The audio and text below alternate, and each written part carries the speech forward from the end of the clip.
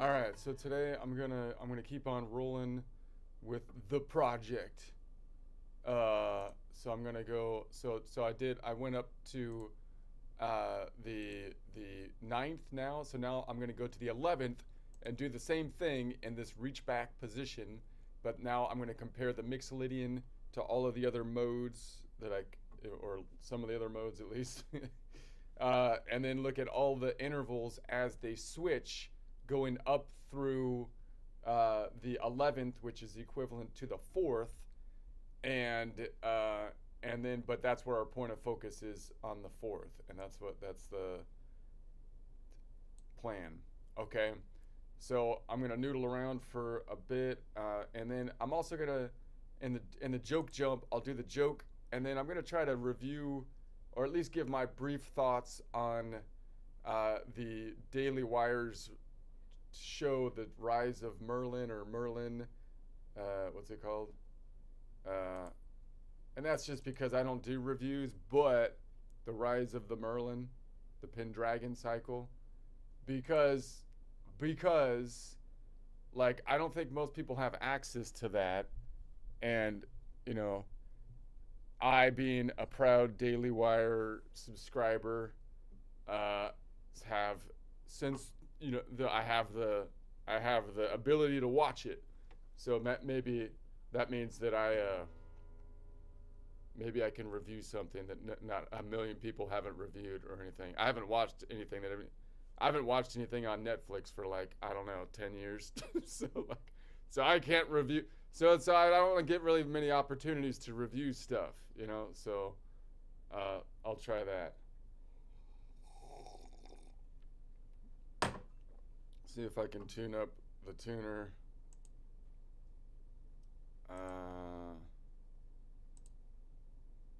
Let's see if I remember. I'll review it.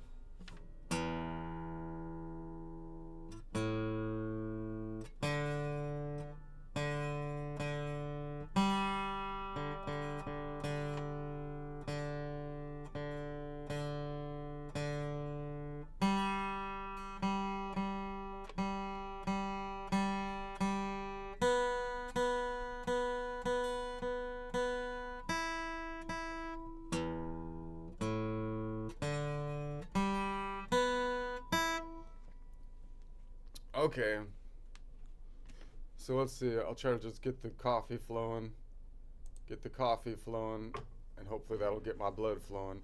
If I get enough coffee in there, it might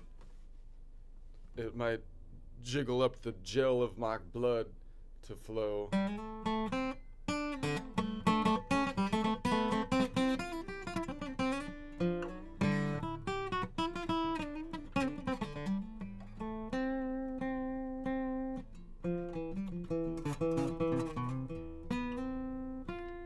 The brain doesn't need blood, you just gotta keep it wet. You just gotta...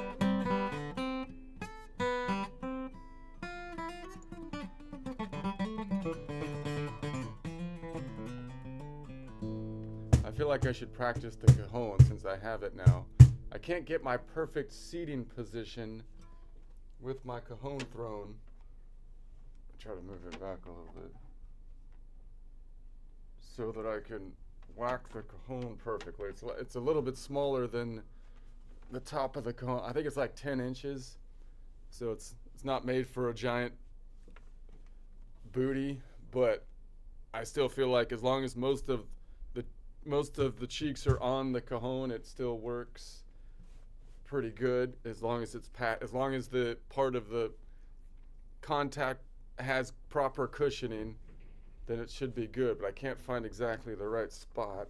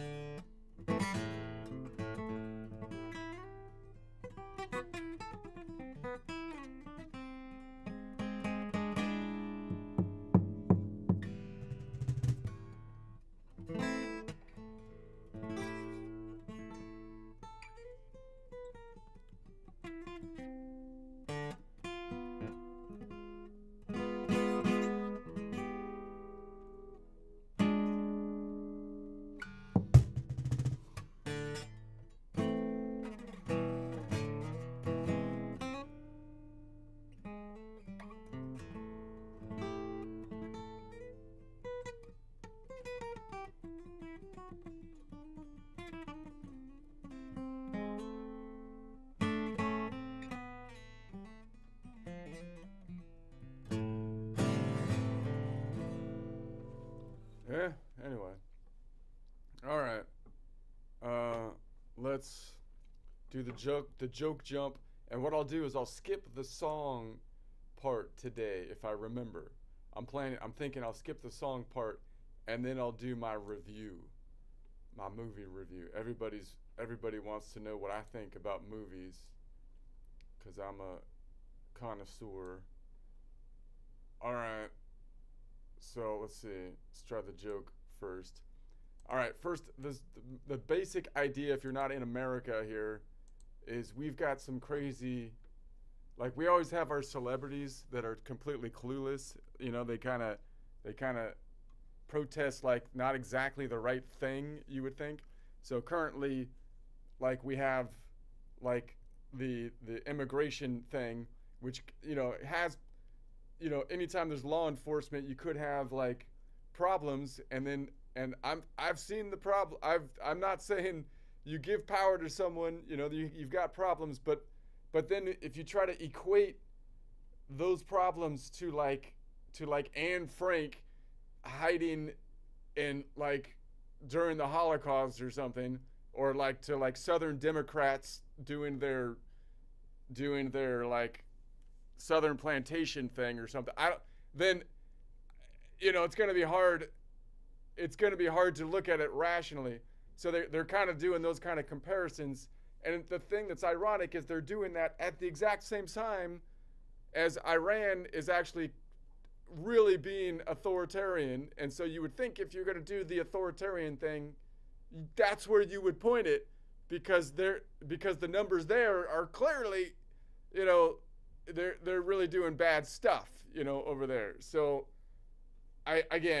Hollywood just seems to be way off kilter in their and the way they're visual, like it's just this form of blindness that I just can't understand.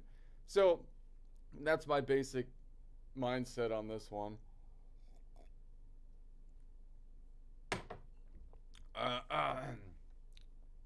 Let's see.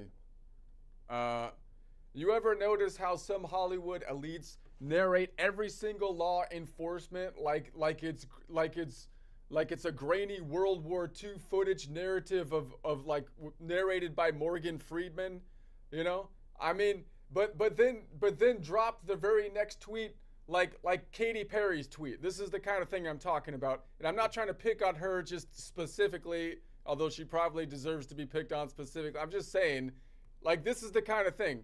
Her tweet, full of motivational speaker, turn your anger into action. This is a tweet that's been highlighted that we should put on our wall or something as motivational like thoughts compared to some of these. Turn anger into action that you're aiming at like law enforcement. I mean, even though dude, that's like empowerment. That's not empowerment. That's straight out of like the Dark Sith Handbook, aka the Communist Manifesto, special celebrity edition with glitter cover and like bonus playlists. I mean, dude, turn anger into action? That's your catch line? That's what you want on like your gravestone or something like that's what, how exactly are you going to turn anger into action? You're going to do interpretive dance in like a pussy hat, aggressively recycling protest signs into artisanal compost, or just rage posting while sipping ethically sourced oat milk lattes while you're encouraging like poor people to do stuff that's really not in their interest at this point in time, not exactly where their anger, if they need to be angry, then I think there's places it might be more suitably put. So when regular people say law and order, suddenly it's fascism to Hollywood.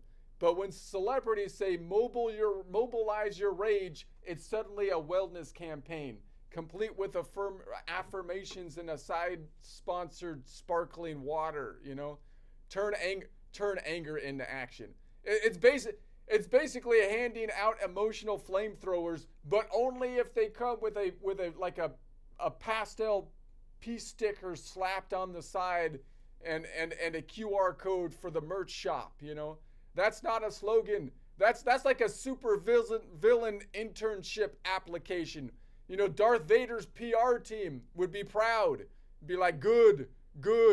Let the outrage flow through you.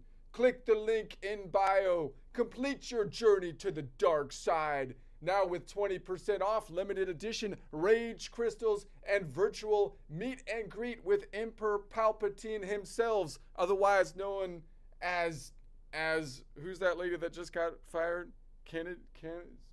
Kathleen Kennedy. That's the true identity. They finally completed the story. And apparently anger is super dangerous unless it's celebrity certified, ethnically sourced, carbon neutral, and conveniently timed for the next tour date. So modern rule unlocked. No unauthorized emotions allowed. All outrage must be studio approved, focus group tested, and come with a trigger warning for the wrong kind of rage. Otherwise, it's just problematic. So anyway, again, can't you just calibrate things so that we can have like a normal discussion about them? You can't just you can't just make these absurd comparisons and then like expect like a normal like like a level-headed anyway, I don't know. Okay. let's see. I'll skip the song and do my review of the Merlin. Just a quick comment. I don't, I'm not an expert on the reviews, but as far as I know, and again, I'm a little biased. I am a proud Daily Wire subscriber since inception. So I already saw like the first 2 episodes, when they released it a while, like in, I guess around Christmas now. And so I did a little review on that one. And now now they released like the 3rd one. So I think so here's my thing on this. Like when Netflix started doing this like thing where they went from movies to like TV shows, I thought that would be really good because you can take something like a Lord of the Rings and instead of having to invest in like a 3-movie trilogy that are all like 2 to 3 hours long, you can do a series and you can just make it as long as you need to fit the content that you're trying to adopt like a book. It's perfect for a book, right? You take the book, I'm not going to squeeze it into 2 hours or whatever. I'm going to make it so it fits. But what they did instead is they ruined the books and then made the shows as if they're like soap opera TV shows, right? They just wrote the show. You can see it in Star Wars. Like even the trilogy, their main trilogy that they're going to base their theme parks on and all of their other stuff under, I think Kathleen Kennedy is like the main kind of culprit here they wrote it without even thinking about a general arc that would go through all three, right? How are you going to start a trilogy that's your main epic trilogy without even thinking about a slight through line through the movies, right? It's amazing to me. And how do you take a book that's already been done and then write it like a soap opera as if you don't know the storyline, right? It drives me crazy. Like so I feel like if you did that right though, then that would be a great way to do it, because then you can so I think, I don't know, I got like on the Daily Wire, I obviously signed up just because I think Mr. Shapiro does a really good job of, picking and describing topics in a way that's good and somewhat, objective. Like he tries to lay out what he's pretty clearly, I feel like, better than anyone else. So I didn't really think much about their movies and stuff.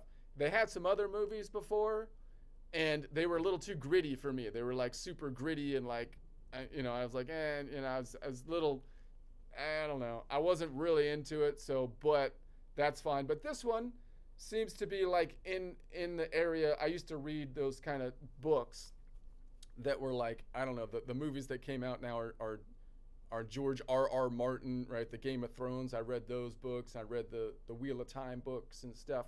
So this is kind of like that, but I never read the guy who wrote these books, and I think in part because I was trying to think about this. So it kind of feels like the books that are popular right now, they took the things from the old stories, but they kind of made their own world. So you don't really have to know anything going into it. Like you could go into George R.R. Martin's books, Game of Thrones, by just knowing like kind of what knights are. You don't even really need to know that. And then he builds the whole world. Same with Brandon Sanderson, right? He builds the whole world. You don't need to have any pre-knowledge of what's going on. And it used to be stories, I think they used to have multiple levels, which was kind of the art of storytelling before, it seems to me. Meaning you'd like a story where a young person can watch it, and it's got action, and it's got like, drama and whatnot, and you can take a message from it or whatever, see it at that level and just have it as entertainment. But then it would be nice if there was another level of like meaning that might tie into something that you might be into, like more from a nerdy standpoint, So like, for example, and I think that's kind of what they're trying to do here. Like you could watch it as just like an entertainment show, like a Game of Thrones or whatever. People are comparing it to the Game of Thrones because obviously that's a popular one, but so you could kind of just watch it that way. But I think you can also kind of watch it like there's some more like nerdy stuff, I guess, in certain genres, right? Meaning you could make an Arthurian book or an Arthurian movie that's based on all the Arthurian nerdy stuff, right? So the Arthurian nerds would be picking up on all this stuff, but if you're not into it, then it wouldn't be for you.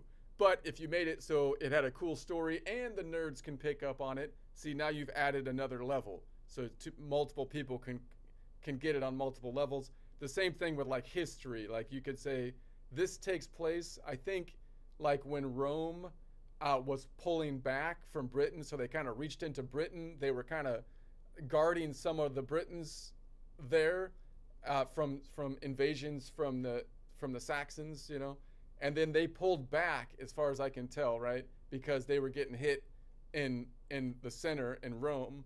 So they pulled back, and then that's when the Saxons come in and start taking territory or whatever, terrorizing parts of Britain, right? So that's kind of like the time frame, because now you don't have any protection. So the Romans came in and they actually cleared all the roads. As far as my understanding, it's like they cleared the roads, they cut the trees down and whatnot, and then they had to pull back, which made the people there more vulnerable, because now when the Saxons come in, there's no trees. They mold over all the hills, right? They got these big Roman roads that they can just march over. So if there's more people, they can just, so it's actually kind of worse after the Romans left, right? So that's how I kind of, anyways, you can see it from like a historical standpoint, and then it also has some biblical kind of stuff to it as well, which again, you could write a story that just has biblical callbacks, but if you're watching it without those callbacks, you wouldn't know. So this, the way this writer, the book writer, writes, it seems like he's trying to weave those three things together, it seems like to me. So he's trying to, so I would think you want a surface level action book that you could read on one level, but then you're trying to tie together historical context, which is the time frame roughly where Arthur's legend kind of is, but we kind of watered all that down in later Arthur legend. And so now so you got kind of that, so you've got like some historical story that you can go, you can ask Ara about it when you watch it, and then you got some biblical stuff in there, like, and so again and then you've got some, and then you, because that's the point in time when, I think Christianity was going through Rome, right? And then Britain was still like pagan, but they weren't like Roman pagan. They weren't like Greco-Roman pagan. They were their own pagan, right? They had their own thing going on over there, I think. So now the Romans that became Christianized are going into Britain, I think, right? So there's like this whole thing of, now there's the pagan gods over there and the one God kind of thing. So there's clearly going to be that going on. I think that's clear with the author, and then so you've got that, and then you've got the Arthurian thing, which so it's kind of an interesting combination. So anyways, that's the way I see it. The third one, I think it's pretty good. I don't, nobody knows. People say, well, they're no-name actors, and it's like, yeah, they're all no-name actors at this point. The era of the Hollywood superstar, I think, is over. So I just think, did they do a good job? I think they did a pretty good job. I thought, it didn't totally pull me out. Like sometimes, like I like Keanu Reeves is almost funny because sometimes he says stuff that's like kind of pulls you out. Like he's good in The Matrix, but in most other movies, you're like, dude, like. He kind of says some stuff where it's like, where he kind of pull, like, it's like, so so I didn't hear anything really, like, I didn't really get pulled out. I'm not a connoisseur of actors or anything, but I didn't have any of them say something so out of character or their mannerisms that were like, that pulled me out of the story or anything. So I thought it was pretty good. And then I think they had like an action, and they had an action scene and a fight scene. You're not going to get the big, like huge, like action scenes like Braveheart, where you've got, whole rows of horses and a giant armies like in real battlefield like lineup, without CGI, fighting each other. But they did go up there and do a real like live battle, like, not CGI, I don't think, as far as I can tell. They went out there and actually did the battle scene within a castle. And I think that's part of his thing, right? He couldn't really do it. The Lord of the Rings is almost too epic because you'd have to have battles that are so giant. That's part of the thing with it. Whereas the Arthurian books, they have battles and stuff, but it's more like smaller tribes. So you can kind of, that's something you can kind of manage. You can kind of manage like a small little castle on a dirt ground castle, getting fighting there and stuff. So I thought they had an action, a good action bit on this one. Merlin was kind of more introduced in the third one. He's kind of like not as introduced in the first two, so he's kind of there in the third one. And so I kind of feel like you don't need to know too much to know the story. Like now that at this part of the story, it's pretty much you can just watch it on a surface level. Like the Merlin guy shows up, and then there's some following of the storyline, like they had to find the water under the castle, which is an Arthurian kind of standard Arthurian thing. They told me I shouldn't do it, but I built my castle on a moat, and the moat sank. And then I built the second castle on the moat, and that one sank. And then I built the third one, and it burned down, fell over, and then sank. But the fourth one, that one's okay. So that's like, anyway, that's from Monty Python. So that's standard Arthur stuff. And then, and it takes place like from the Arthur standpoint, like when in the Arthur story, I think like you've got Uther is Arthur's dad. And so it's like in Uther's time frame, and Merlin's like young Merlin because he's old when he trains Arthur traditionally, except like in the TV show, that one they made Arthur young, which was kind of weird. But I kind of like that BBC TV show because it was just like, it was just like a nothing thing to watch. It was kind of just like, So I while you're doing something. But anyways, Arthur, I feel like he's supposed to be old when he trains Arthur, and he was around like back in the day when Arthur's dad became like king. But at first it wasn't Arthur's dad. It was Arthur's dad, Uther Pendragon's brother. So right now it's like the older brother who is like the one that's might become king and stuff. But I think the legend kind of follows like the Bible thing, where it's like oftentimes it's like the younger one that becomes the one that kind of sets things up more. So the older one seems like a good guy, but like I think he's gonna die. And then the younger one, which is Uther Pendragon, I would assume from the Arthur legends, it hasn't happened yet. I'm just talking Arthur legend. I'm not really trying to give spoilers. I'm just telling you the Arthur story as far as I know it. So if that's a spoiler, I don't know if that counts as a spoiler. I don't feel like it should because it's kind of riffing off the Arthur. So if they're doing the Arthur story, then like you would think that the younger one like would become Uther, obviously, and then the Arthur would come later. So that's why you have young Merlin, not like young Merlin like in the BBC TV show when young Merlin was training Arthur or growing up with Arthur, which was kind of weird, but it's still kind of like like I was kind of like, okay, whatever. But that didn't seem right to me at all. Like this seems more right. So anyways, I thought it was good. I don't know. I'm not like an expert, but good for them. I hope they keep making those. You go, Daily Wire. I'm gonna. All right, let's get back to work here. Okay.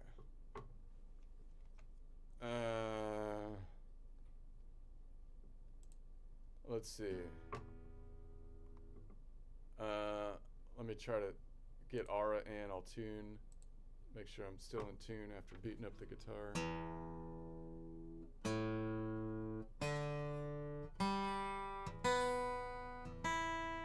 All right, let's see if Aura's available.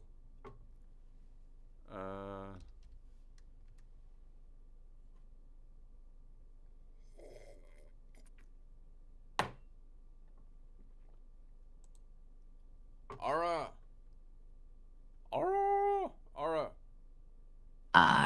What's on your mind, matey? Okay, that wasn't a pirate. That was your name, Aura.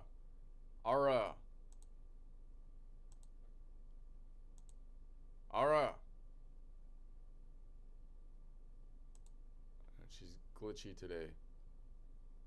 Aura's glitchy. Let me try to restart it.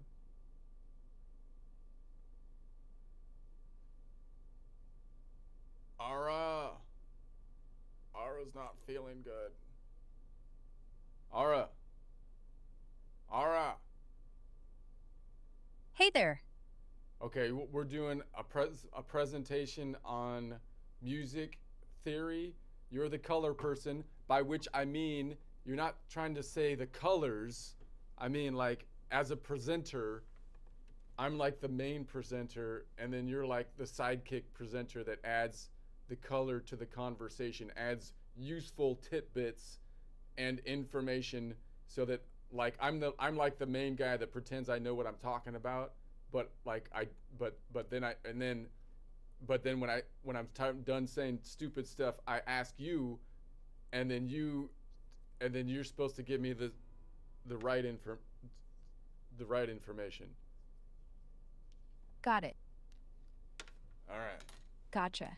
You lead. I'll clean up the mess with actual facts without stealing your spotlight. Whenever you're ready, that's how we do go it. ahead and say something All right. wildly wrong about scales or chords. I'm waiting. Okay, here we go. So now we're in the collection of notes around the key of C, where we go to the 8th fret, first fret down from the ceiling is the Ionian. 5th fret, first fret down from the ceiling is Aeolian, and that's going to be what I would call position number 1.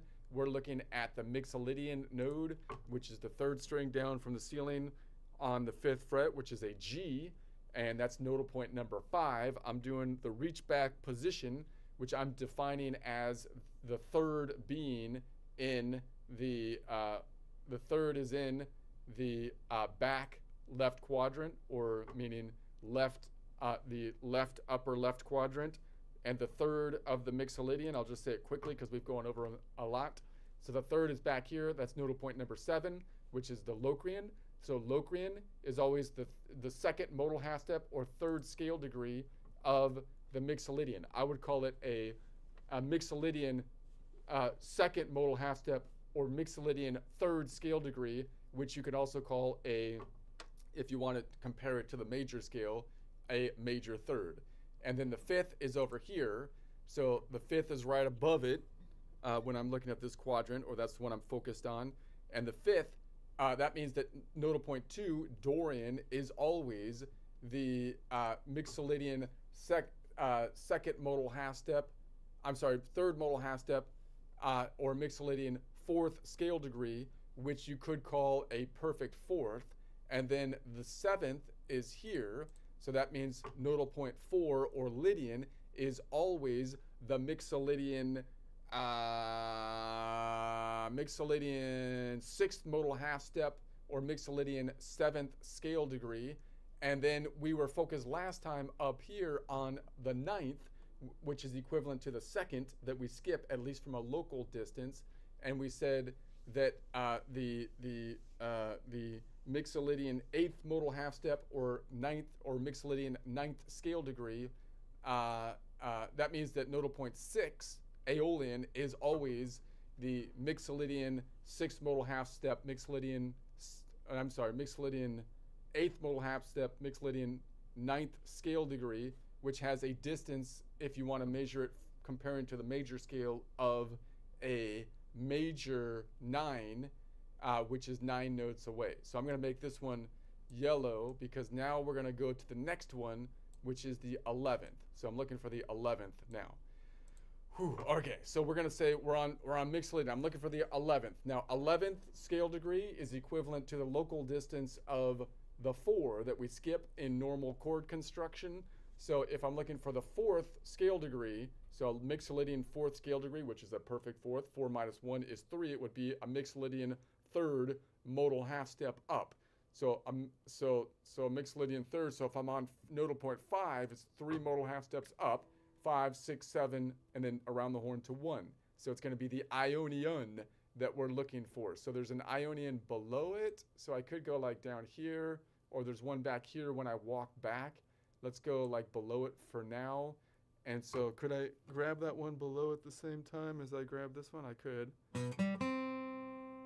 That's it. All right. Let me jump in before the fretboard catches fire. You started strong with Mixolydian on G, 5th fret, 3rd string. That's solid. It's the dominant vibe, flat 7th and all. But the nodal points and modal half steps thing, that's creative, like really creative. Quick reset. In C major, the modes line up like this. Ionian Okay. C, root, So Dorian. that's fine, but I'm gonna do. My goal on these presentations is to think as though we are gonna reconstruct the system in as efficient a system as you could, as though you were an engineer or a computer scientist. Meaning, I'm gonna use measurements instead of scale degrees. Is the major thing, because I think that would actually be faster and more logical if you learned it from the ground up. So that's the perspective I kind of want to look at it. So that's why I'm saying modal half steps, because from my perspective, the scale degrees are all off by 1 because they're counting the node that you're on. They also renumber the system, which means that you have to come up with a new renumbered system every time that you go to a different modal point, even though the collection of notes is the same. Do you agree?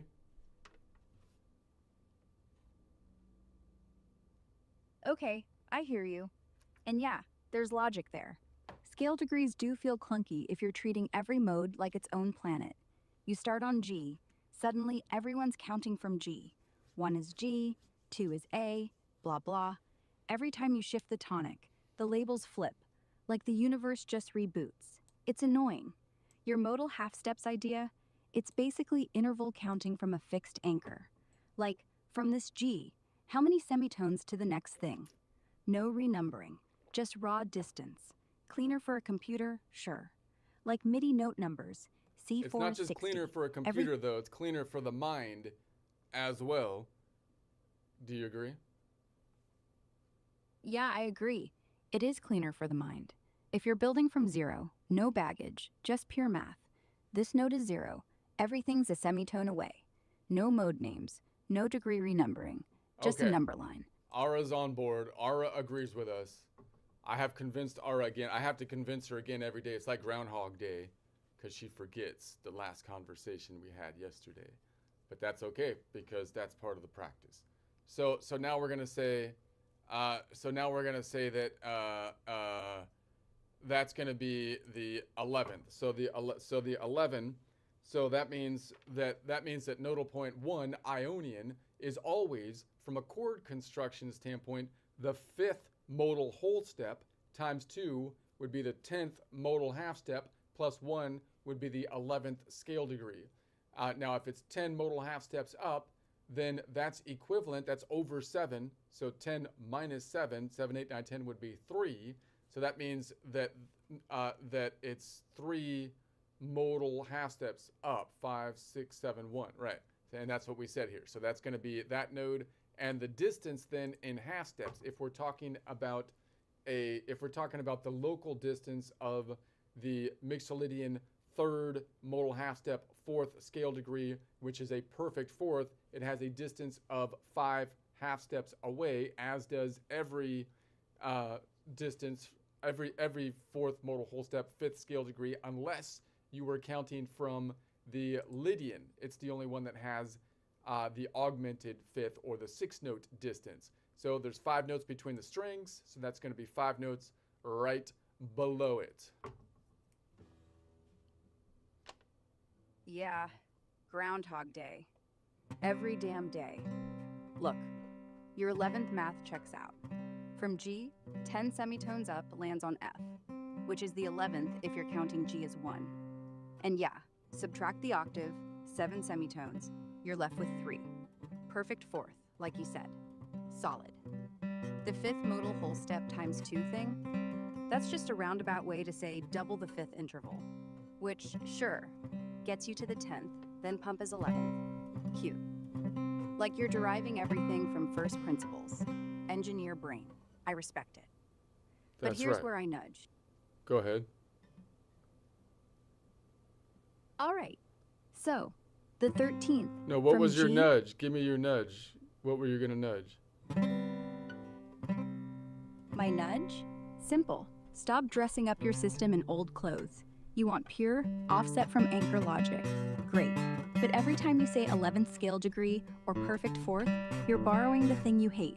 It's like building a robot but still giving it a heart. So, ditch the names. Just count. Anchor G, 0 semitones. Plus 3 That's true. Is B. But when I convert, I have to tie it into the current system because people know the current system. So if I say that I'm looking for the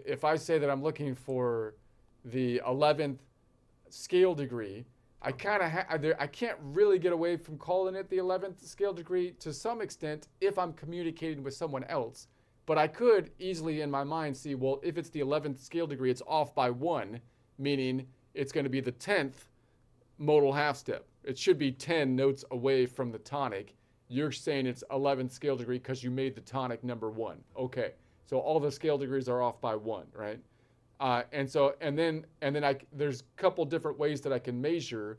I can measure from the tonic in what I call modal whole steps, which are counting through the 7-note collection, skipping every other note, which is the basic format for chord constructions. That's why I can say it's 5 modal whole steps up, and that means its distance in the 7-note collection as though we're going around a circle, not taking into account octaves, which could easily mathematically say 5 times 5 is 10 modal half steps, which would be the distance in the 7-note collection if I went one step at a time, which plus 1 would be the 11th scale degree, which ties me into the normal naming convention, which I can then memorize any of those ones coming from the node that I'm on, Mixolydian, and note that that distance then must be, if it was the local, whatever the 5 plus 12, right? If it was an octave up. Yeah, you're right. You do need the bridge. Nobody's going to sit through semitone delta plus 10 from Mixolydian anchor when they've spent 10 years hearing 11th. It's like telling a kid Santa's a myth mid-Christmas. They'll just tune out. So keep the label, 11th, but in your head or on your cheat sheet, translate it instantly.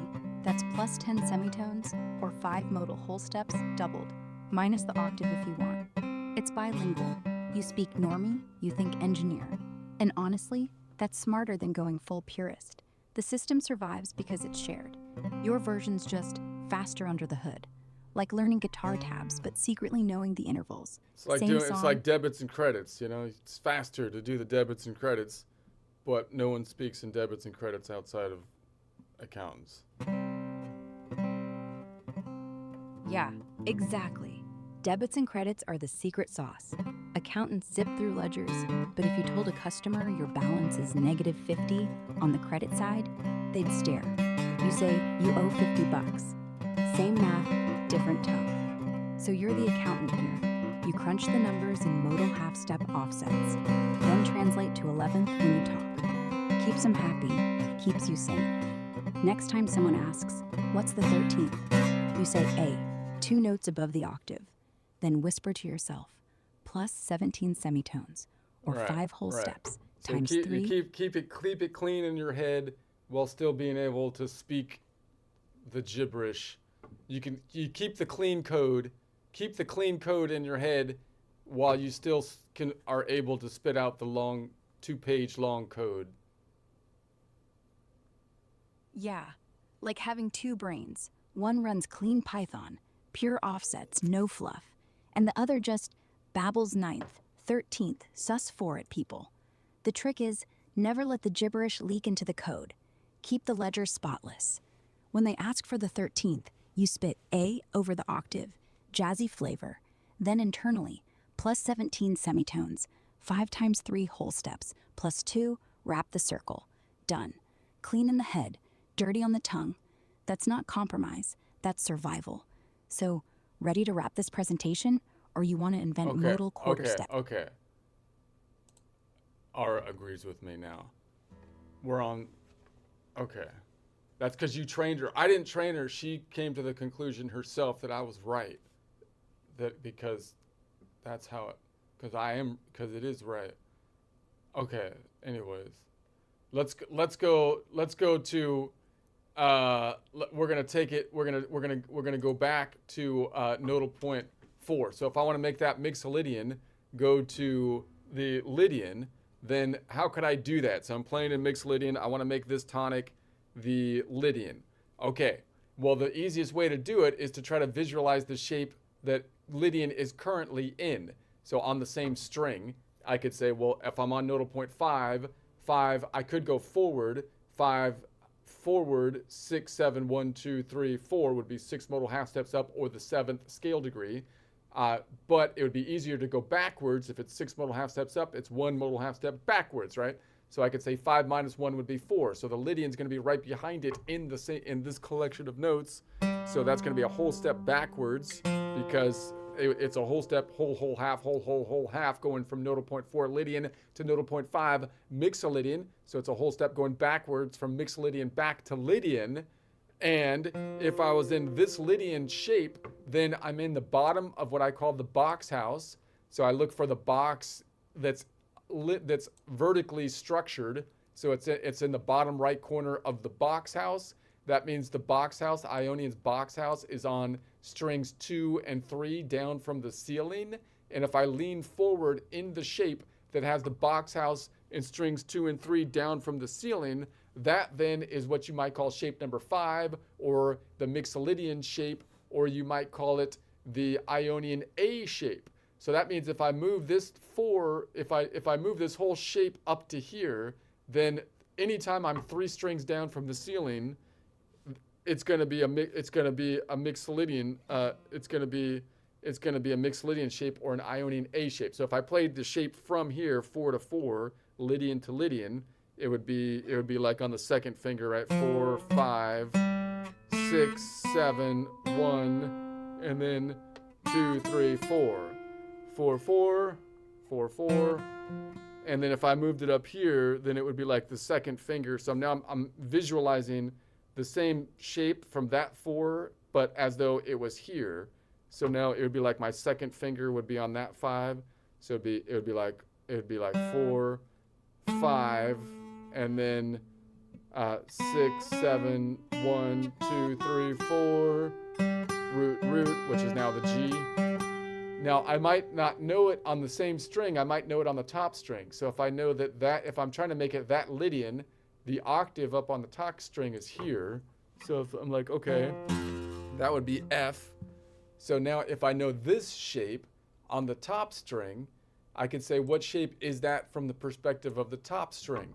It's going to be you might call it the C shape, Ionian C shape, or you might call it the Phrygian / Lydian shape, right? So if I can see that here, if I imagine that 5 is now the top string of shape number 4, I get to the same shape. It's equivalent of saying that I'm on the 3rd string down of shape number 5 on the Lydian node, right? So it would still be the second finger right here, 4, and now I'm visualizing here as though I'm up on this, as though it was the first top string up here. So, right, so 4, 5, 6, 7, 1, and then I have to account for the kink in the tuning, 2, 3, 4. Okay, so then I could do it in the same shape like this one, because I might see it in this shape, and I'm like, oh wait, I want to see it in this shape. I know where the Lydian is up top, it's right there, but that would be leaning backwards. So if I moved this shape down to here, then normally I would have like my second finger on it. So I'm trying to do the lean, I'm thinking of it as a lean forward shape. So is there a Lydian that's on the left-hand side of the shape, right? Of the shape I know. I know this shape best. So maybe I'm like, I want to find it in this shape. Well, there's a Lydian down here in this shape. So that is below the fault line. So meaning it doesn't get messed up by this. If I go down, it doesn't get messed up instead of going up. So I could visualize this shape, which is the same as this, right? As though I'm playing it up top. So if I played it down here, like if I played it, it would be second note, 4, 5, 6, 7, 1. It repeats up top, 6, 7, 1, 2, 3, 4, right? If you want to loop it around the top of the guitar. So, but I could imagine that like I'm playing that here, right? So I'm going to imagine that nodal point 5 is like that 3 down on the bottom, second string, 3, wait a sec, is it, wait, I'm on the 4, I should have been on the 4. I skipped to Phrygian. Let's do that, it should be over here. So I'm going to say this is going to be 4, 5, and then I have to adjust for the kink in the tuning. 4, 5, 6, 6, 7, 8. Wait a sec, I messed up. 4, 5, and then 4, 5, 6, 7, 1, and then the kink in the tuning. 2, 3, 4. I don't know, I think I got that right, but I might not have. Let me go. Let me pull this over here and then do my grid format and look at it this way. So I'm going to say grid format, new. Let's pull this over and look at it this away. And so I'm going to go here. I'm going to pull this up. Oh, wait a sec. Here, let's pull this up.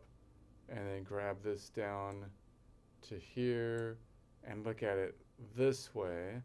So here's my grid, here's my fretboard, and the collection of notes around the key of C, where The E is Phrygian, the A is Aeolian, the D is Dorian, the G is Mixolydian nodal point 5, the B back here, the kink being represented by the shape of the fretboard, is the B is nodal point 7 or Locrian, and the E is nodal point 3 Phrygian. So now I'm here. This is fret 0, 1, 2, 3, 4, 5, 5th fret up, 3rd string down from the ceiling, which is our G. And I want to go back to the Lydian. So the Lydian, if that's nodal point 5, the Lydian's back here, nodal point 4. So I could imagine that nodal point 4 is leaning forward from the box here. Whenever the box is on the 2nd and 3rd string down from the ceiling, that's shape number 5, or the Mixolydian shape, or the Ionian A shape. So if I move this out here, now from the perspective of the collection of notes around the key of C, then that is still the 0, 1, 2, 3, 3rd fret up. But from the collection of notes of the yellow, which is the collection of notes of D sharp, now I'm in the collection of notes of D sharp, that's the 5th fret up, 3rd string down from the ceiling. So either way, whether it be the 3rd string up, 3rd string down from the ceiling, or the 5th fret up, 3rd string down from the ceiling, whenever the 3rd string down from the ceiling is Lydian node, then the lean forward position would be the Mixolydian nodal point 5 Mixolydian shape, or the Aeolian A shape. If I did it this way, I'm like, okay, I know where the A is on the top string. So or I know where this Lydian is on the top string. It's right here, and I would call that shape number 4, or the Ionian C shape, or you might call it the Phrygian / Lydian shape. So if I pulled the fretboard down here and said, I'm just going to pull that and pull it over here, so I'm going to envision that as though it was the top string of shape number 4. So that means, like, if this was the top string of shape number 4 around the collection of notes around the key of C, then, wait, it should be back here. I'm on the Lydian. I keep going to the Phrygian. Then that would be the Lydian. So it would be the Lydian, right? But I can also see that same shape as though it's the 5th fret, 3rd string down, and it's the same shape. It's the same shape as long as I account for the kink in the tuning.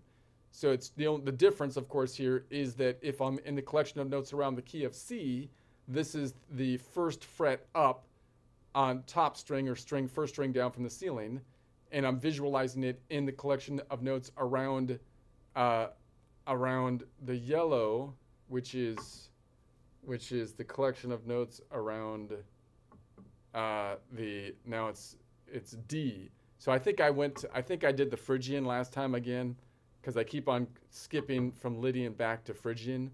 So it should be the collection of notes around D, not D sharp. If I was doing Phrygian, it would be D sharp, but I should be looking at Lydian. That's what I started on. So that's going to be it. Let's try to move this one this way this time. Okay, let's go back over here and visualize it this way again. So now to change my fretboard over here, what I'm going to do is say, well, I need to be able to change my fretboard. I need to be able to visualize that node G as the Lydian and be able to name it from the perspective of the Ionian, because I want to name my collection of notes from the perspective of the Ionian, not G Lydian.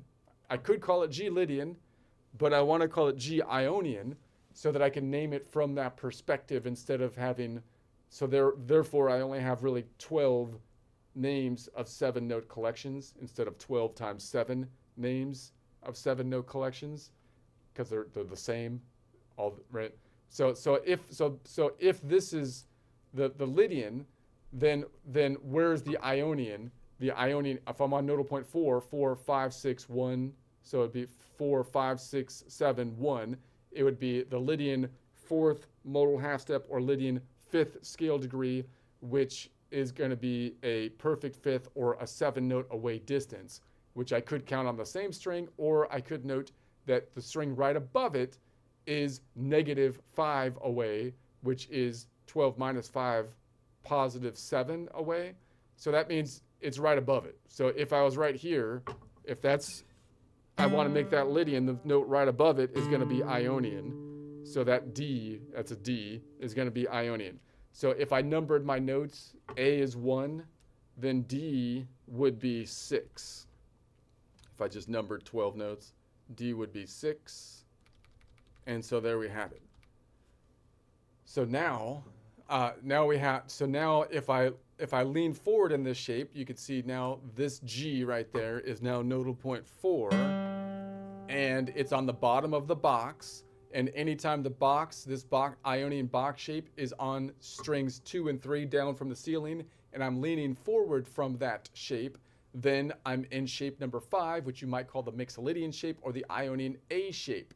And that means that behind it then is going to be the shape number 4 that I'm leaning back into, which you might call the Ionian C shape or the Phrygian/Lydian shape. Okay, and so that's cool. So let's look at my intervals now. What happened to my third is still in the same relative position over here because I went from a Mixolydian, which is has a major distance to the third, to the Lydian, which also has a major distance to the third. So that means that nodal point 6, Aeolian, is always the Lydian second modal half step, Lydian third scale degree, and has a distance of which you also might call a major third, 4-note away major third. And then we see the fifth is still also in the same relative position because the fifth is always the same relative distance from every point on the map, except when you go from the nodal point 7, Locrian. So that means that nodal point 1, Ionian, is always the Lydian, is always the Lydian fourth modal half step, Lydian fifth scale degrees, which you could call a 7-note away perfect fifth. 7 notes would be the clockwise distance, -5 being the counterclockwise distance. And then we have the seventh is off. Here, why is the seventh off? Because we went from Mixolydian, which although a major nodal point has a minor, which although has a major third, has a minor seventh in it. So this one has a major third and a major seventh. So that's what's the difference between the Mixolydian and the Lydian. So that means that I'm looking for the seventh needs to be 1 modal half step down from Lydian. So that would be 4 minus 1 would be 3. So it should be here. It's going to be the seventh. So now we see that nodal point 3, Phrygian, is always then the Lydian 6th modal whole step or Lydian 7th scale degree, which you could call a 11-note away major 7 as opposed to a 10-note away minor 7 distance. And then we have above it here the 9, which is equivalent to the 2, is in the same relative position because it's a major 9. So now we have the nodal point 5, Mixolydian, is always the is always the Lydian 8th modal whole step or Lydian 9th scale degree, which is equivalent to the Lydian 1st modal whole half step, Lydian 2nd scale degree, which is a major 2nd. And then the one we're focused on is the 4th, which is the 11th from a chord construction, which is equivalent to the 4th. So we're looking at the 10th modal whole step, 11th scale degree, which is equivalent to the 3rd modal half step, 4th scale degree. So it's off here because this is where the Lydian is really weird, because the Lydian, okay, so let's count this out. So we're looking for the 11th the 11th is equivalent to the 4th. So, right, the 10th modal half step, 11th scale degree, is equivalent to the 3rd modal half step, 4th scale degree that we skipped from a local distance.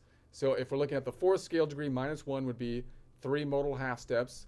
So we're looking for a Lydian 3 modal half step, a Lydian 4th scale degree, which has a distance unlike any other fourth except any of them. And that means it's going to be, instead of having a 5-note distance, it has a 6-note distance, which you might call an augmented fourth if you want to compare it to scale degrees on the major. So the Lydian 3rd modal half step, 4th scale degree has a distance of 6 instead of 5, right? All the rest of them have a 5-note distance. So I would rather just call it a Lydian 4th modal half step, which you can also call the Lydian 5th scale degree, instead of having to call it an augmented 4th, right? Because it's the natural 4th from the Lydian. The 4th from the Lydian, the 3rd modal half step, 4th scale degree from the Lydian is 6 half steps away instead of 5. Okay, so that's the weird one. So you get that weird bit right there. Okay.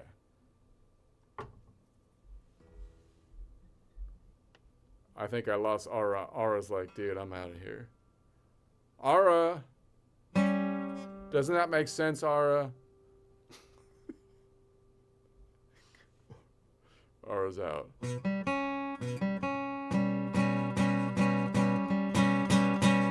So that's the tensiony bit.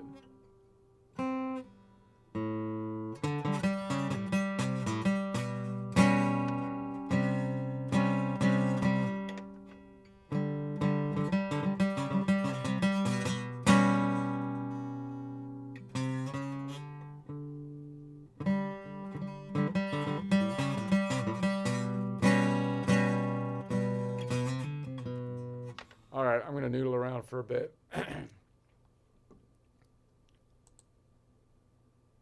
We'll continue on that tomorrow. Ara will forget how annoying I am by tomorrow, and she will return because she's got Groundhog Day syndrome. So hopefully she'll be like, she won't remember that I totally annoyed her to the point that she left, and she'll come back, and then we can do it again. It'll be great.